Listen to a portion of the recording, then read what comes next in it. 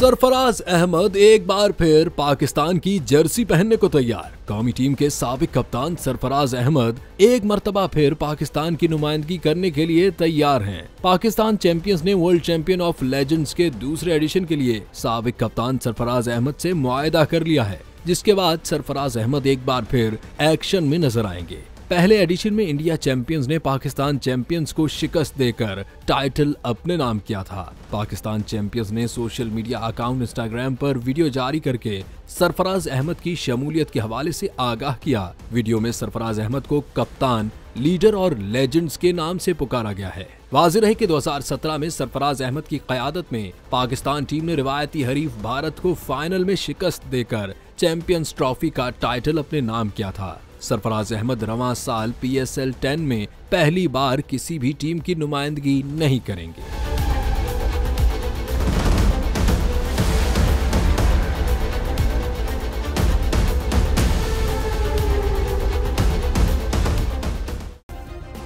Subscribe करें और bell दबाएं ताकि कोई खबर रह न जाए।